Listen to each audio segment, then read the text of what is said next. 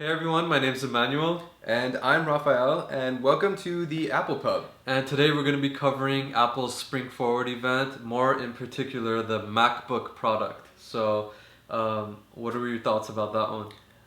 I personally, I like the idea of it being, a little thinner, lighter, but to me it's lacking. It's just, they went too far with the thinness. They kind of, you know, Compromise yeah, with they you. compromised a little too much, in my opinion. And But, I agree with some areas. I think there's a market out there for that product. And anytime you're dealing with portable products, you're gonna have compromises. You're gonna have to give up something in order to include or exclude something else. So there's always that trade-off going on there. And for me, I think I'm more sympathetic towards the product than you, but I do have a few issues that make me want to sit out of it. So, a couple features off the top of your yeah, head, likes, before we get on dislikes. with it, let's just hit some of the, facts of what it came out with, just in case you guys haven't heard.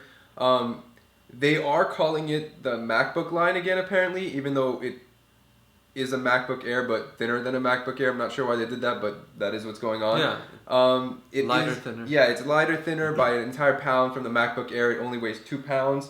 It is how much thinner? Uh, they said it was 24% thinner than the MacBook Air. I don't know how much lighter it is than the MacBook Air. I know that It's generally the laptops are around 2.9 pounds. Yeah, So it's about a third. yeah, it's about a pound less. Yeah. They also they designed a new keyboard, I guess, for it because to make it so thin, the regular keyboards that they had, what was it, the scissor keyboard? Yeah, That's what they're called. yeah. They made Yeah. a butterfly keyboard, which is actually kind of cool. I haven't tried it out yet. It seems like it should be interesting though. Basically, they did a bunch of things with the keyboard where it allowed them to make the device thinner.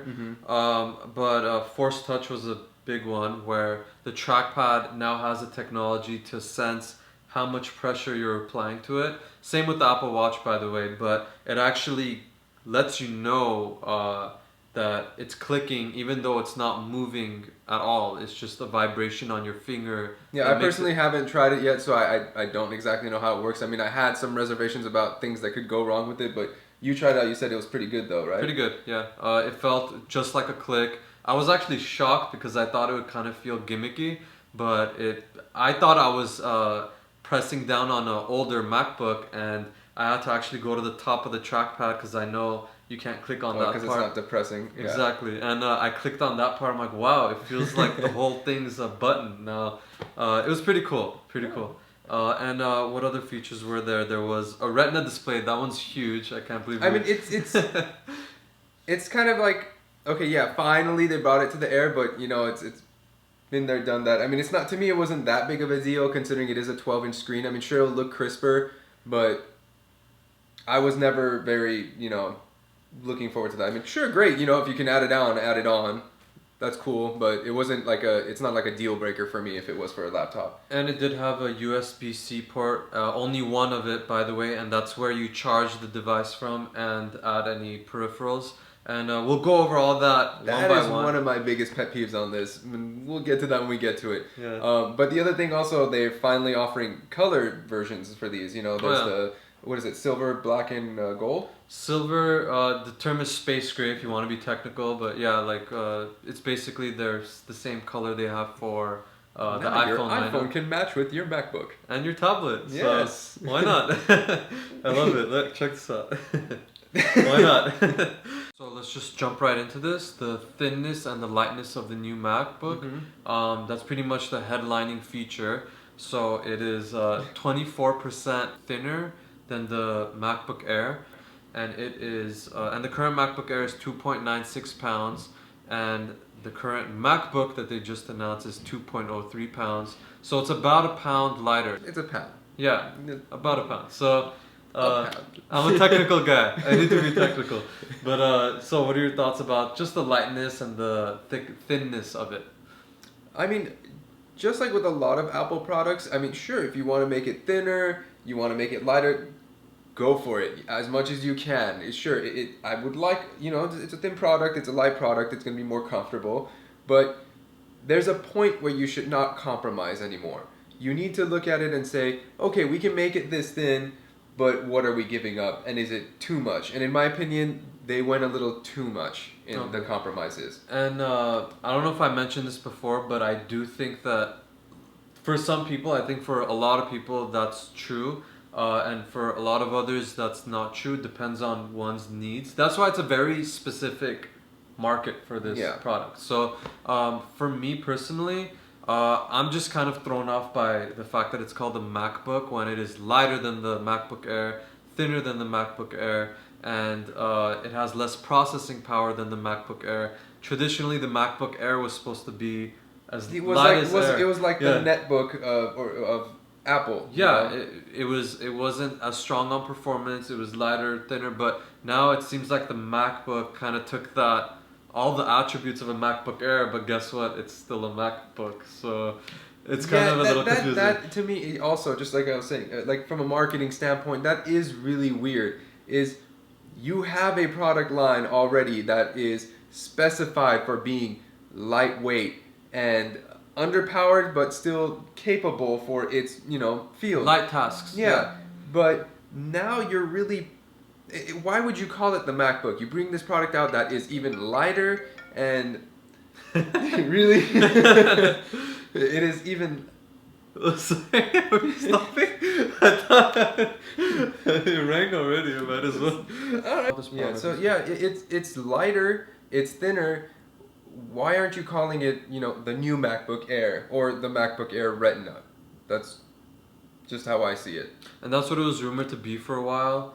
There were a ton of rumors about a Retina MacBook Air.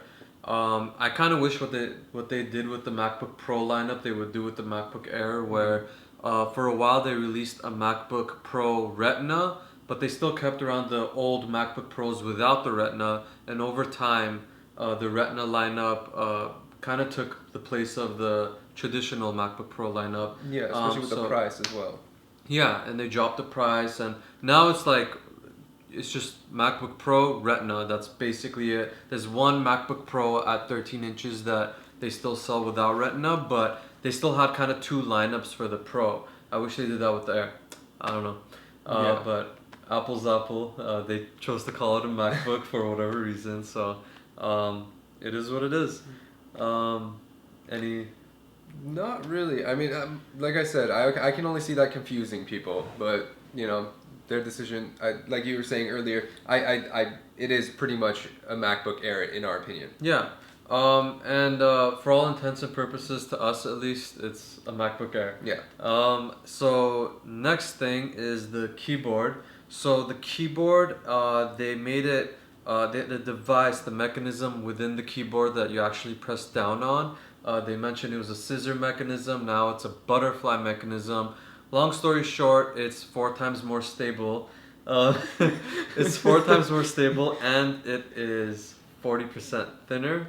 So basically, it's never been a problem for me to have the keys bend over to one side over time. I've never even noticed it. Yeah, but they were saying it's more stable where it'll stay flat rather than over time kind of shifting over. So it's nice to have. I mean, and honestly, I really, it's not something for me to say, oh look, it's a new feel or whatever. It's not that cool. But the fact that it's 40% thinner, sure, by all means, if it works, go for it. Innovation's innovation. Yeah, and I like how they said full size keyboard. Yeah, it's a keyboard. It goes from end to end, and it is each key is 17% bigger. So I mean, it's nice to have, but it's I don't know. For me, I like the extent Apple goes to innovating, and I think this is an innovation. It's a small gain, but over the long term, you keep doing things like this, where the keyboard's been around with the scissor mechanism for God knows how many decades, and now it's like this new offering. I don't know. I think it's like Apple would be the one to think of redesigning that. No one else would take the time to. So, and they would market it really well too. I think they did a good job at that. Practically speaking, helps with the thinness, but honestly, in my opinion, this is one of the things where I think they did right, where they didn't really compromise. It's like, okay, we needed to make it thinner, and they made it work. They didn't remove a feature. They created a new product, a way to get it to work, which I think they should have done that with some of the other things. But as we get to them, I'll give you my opinion on that. But yeah, what was the next point that we wanted to make? It was basically going to the backlighting, which it's basically instead of having one huge backlight under the keyboard, they replaced it with an individual light for each key. Again, I thought Yeah. that was pretty neat. Saves To on me, battery. it really makes no difference. Yeah. I can't see what it's never been an issue to me. Sure, if it saves on power, go for it. Beyond that, Yeah, oh well. I think I would like not having just a huge backlight. It might have on just it. been I for mean, size that they did that. Maybe there was, because I know underneath there's maybe a panel of light. Maybe they just removed that and just put an LED right within the button itself. I'd Just imagine to save space. most of the battery though on a computer that you waste is typically just from the display light, and I imagine the second biggest battery hog would be the backlight if you're using it. And I don't know, it's a welcome Yeah. addition. Again, it's these little wins that make a big difference over time. But like you said, it's they I make would an never notice it, honestly. yeah they make an improvement one place, and then what do you do with that extra? Now you have less space being taken up. A lot of people argue it should be used for battery or otherwise, but Apple went with making it thinner with the extra space they saved, which again, not for everyone. To me, it's a MacBook Air, so that's fine so far. Mhm. You know, now Force Touch. So the Yeah. Force Touch. You, wanna I explain? honestly, I haven't tried it out yet, but you said you had. Yeah. It seems like a cool idea to me. Like I said, I had a little reservation about it. I wasn't sure how it works, but how about you let us know what you thought about it? Basically, the new trackpad, instead of having a hinge or a button where you click down on, which takes up space, because there needs to be obviously space for it to move down into, they basically made it where it's just a flat trackpad with a haptic engine. They call it haptic engine. Traditionally, I've heard Haptic feedback. haptic feedback. Yeah. So what haptic feedback does is it basically gives you feeling on your fingers. And as I mentioned earlier, the way it helps out is it makes you feel like you're clicking it when you're actually just pushing down on a flat surface that isn't moving. Really cool for me. I don't think To me, Ralph is- it's not that big of a deal. I haven't tried it. As long as my trackpad works, which honestly, Apple, in my opinion, their trackpads usually work better than most. My experience when I've used other laptops. So yeah, if it works, it works. You know, I have no issues with it. yeah. More Aside features, the merrier. You know, it Yeah, works. aside from the fact that they turned the whole thing into a button, even though it's not, I love that. I think that's really cool. But the way they demonstrated it, where you could force touch on a fast forward button for a video, and depending on how much force you put, it fast forwards twice as fast or 5 times as fast or I don't know 7 times as fast depending on the force. But I then that thought would that was also a have little- to be that's going a little on the gimmicky in the sense where it'll Yeah. only also work with, I'm assuming, iTunes and it was QuickTime they did it on. I yeah. remember. Yeah, it'd have to be Apple specific products. yeah, and And I'm a VLC fan. yeah, and I just I don't know. I thought it was. I think they need to find a better use for it in specific areas, and I'm sure it'll come. But right now, I just like that I could click anywhere and feel like it's a button, and I couldn't tell the difference. Again, I'm just not over experiencing it. But that's pretty much it. Again, it makes it thinner. So Yeah. the next two things were the color and the Retina display, which everyone knows about at this point. We don't Yeah, really we- need to go over. But USB-C port. This is a new port that I believe Apple helped invent, but they're not able to come out and announce it that way. But what do you think? Honestly, I think it's a great, it's a new USB port. It's a lot faster. It's capable of running both video, audio, signals through it, everything, which is great if there was more than one of them. And also if I didn't have to buy a separate adapter for everything I needed to do. Yeah, and I agree. I like that it's all in one. You could do HDMI, VGA, charge the MacBook charge with port, it. yeah. Yeah, so or power up a display, HDMI, I guess. But one thing that I didn't like, that I think most people kind of overlooked, was the fact that this means MagSafe is dead, at least for the MacBook. Yeah. And that makes me sad because I'm a Yeah, big fan of yeah, MagSafe. that was a great feature to have. Mostly because I had mentioned to you earlier that because the power ports get damaged so easily on other laptops. That was like one of the greatest features. I've so many times stepped on my cord and had it just like flip out, and nothing's happened at all. I think I've stepped on my friend's laptop while I was charging on a sofa Oh, and there goes the arm, and laptop. it fell. Yeah, but Such a great friend. I do think, yeah, I am. But I do think that the way they're approaching this is that I think it would still, honestly. I think it would have been a lot better if when you purchased the new MacBook, it at least came with a dongle or two, the adapters for at least to get to regular USB, or even well, maybe HDMI not so much, but at least a USB port. yeah. You know, just a regular USB port, something that almost everyone still requires or has. You know, something to use with the USB. They always push forward, and I like that. You know, like the fact that they got rid of floppy disks first, and then the CD drive. And I know you still miss the CD drive, but for me, it's like get rid of it. I never use that space. But I feel like USB-C is great. Just have one more because I need to charge while I do something else. Yeah. Eventually, and currently the only way to do it is you have to spend $80 to get a dongle that allows you to both charge and use the USB as well. The CPU was my other, you know, little pet peeve was they thinned it out so much. They removed the fan, understandable, but now you have this very underpowered CPU. yeah, I agree with that. I think It's to the point where it's even weaker than most cell phones nowadays. Like I think this iPad Air 2 is actually if you ran a Geekbench benchmark, it's gonna be on par with the 1.3 gigahertz processor in the MacBook that they just announced. So yeah, which to me is just it's too much of a step back. It's you're going so forward with everything. You're making it thinner, sleeker, lighter. You put in this new technology with the keyboard, the touchpad, the Retina display, which they made even a thinner panel, and now all of a sudden, the one thing that I think should be important, which is processing power. It's a laptop, even if it is a netbook, you have an iPad to be able to require pretty much for the lower end stuff. But this is like a laptop, $1,300. I want some power in this. And 1.3 gigahertz just is not cutting it for me. yeah, and I would agree. You could probably upgrade it to like 1.6 or something. I think I read something even about more that, expensive. but yeah, and I do think it's really underpowered.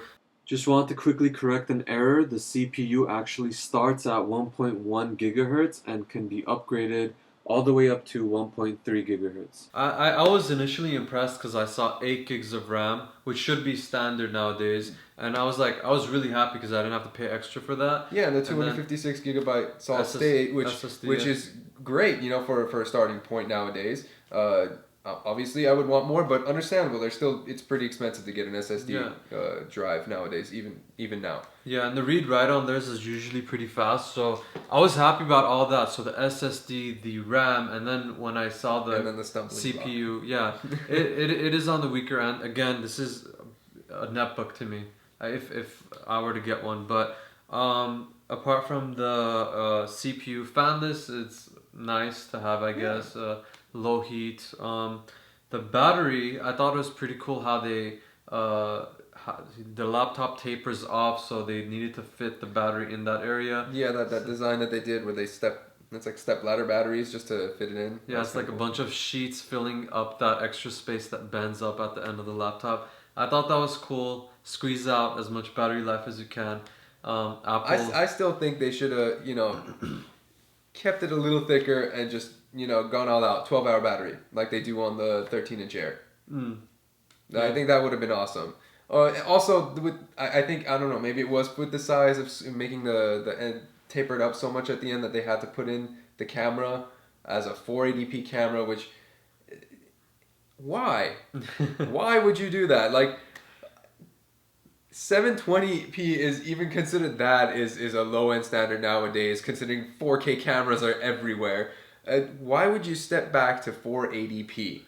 Yeah, that to me, and I'm not just saying this because I'm a fanboy or whatever, but I never use my eyesight camera, and it's for I mean, me. I'm actually planning on taping the thing off because I'm paranoid about the NSA and I mean, whatnot. But yeah, I mean, I get it. I don't use it much myself either, but at the same time, that is a really big step backwards. and my thought was that I personally don't use it. I don't care about it. But for a MacBook, as advertised as a MacBook, it should at least have minimum 720p. Yeah, but I know, like I was saying, it's been the standard in their line. Yeah. The Air, the Pro, even the MacBook beforehand, it stopped selling. I think it was 720p. Why would you, drop back so much? That should never happen. I understand cutting, some corners, not taking a technology forward because you're trying to get it as light and as thin as you possibly can, but not to the point where you have to step back in technology. Yeah. Yeah. I mean, again, I see it justified if you view it from one way and not justified in another. If it was an Air and it was a little cheaper, I would totally be for it. But the fact that it's not, that I know again it's just a name, but it really kind of grinds my gears that it's a MacBook and yet there are so many compromises for Yeah. thinness and lightness. So it just doesn't add up to me. So that So what would your final score on this be? Saying final 1 out of score. 10. Okay, as a netbook, I'd say 7.5 to 8. As a MacBook, I'd say 4 to 5. And the reason why is this device. If it was just a couple $100 cheaper, I would view it as the MacBook Air, and I'd be totally okay with buying one and using it for that purpose where I don't need a bunch of ports. I don't need all this performance. I use it as a netbook. But the fact that it costs as much as a MacBook Pro, Yeah. 13-inch, and it's like, I don't know, it's lacking in so many other ways.